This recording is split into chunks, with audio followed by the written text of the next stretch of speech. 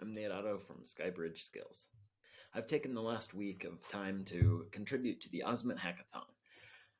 Right now, I'd like to share a new integration I've written with OSMT. It's the Credential Registry OSMT Publisher. It lets you take your OSMT library and push it up to the best, most well-known credentials, competency frameworks, and organizations directory in the open skills space, the Credential Registry by Credential Engine. I've got an account set up here on the registry, well actually the sandbox service, and I'm going to go to my account dashboard to see some important information.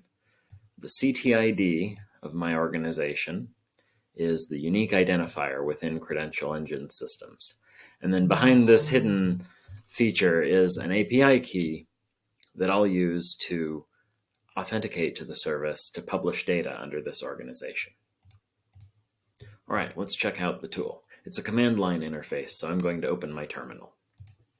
All right, here I am in the terminal. I've already installed the tool, so all I need to do is to type npm run CLI from within the correct directory. It'll compile from TypeScript and start up to ask me the domain of my OSMT instance. Today I'll be publishing test data from my local computer, so I'll enter localhost and the port 8080 of the development server on my computer. When you're talking about a production server, this would just be the bare domain name alone, no port number. All right, it asks me to check which sandbox or production credential registry environment I want to publish to. I'm going to publish to the sandbox today. And you'll notice here that 112 skills were loaded from my OSMT instance. All right, here's where it asks for the organization's CTID. So I'll paste that in. And I'll paste my API key.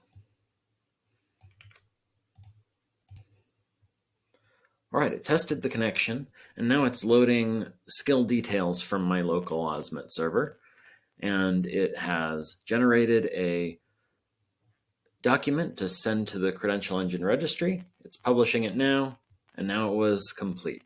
It shows a URL that I can copy and go in my browser to see the resulting competency framework that was created from my OSMT skills. Back in my browser, I'll paste the URL that I got from the command line tool into the address bar.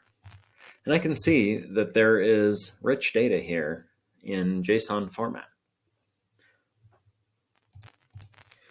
JSON data is not very good for humans to read, so I'll go over here to the sandbox edition of Credential Engine's Credential Finder tool, which is the public front end for their registry directory of organizations.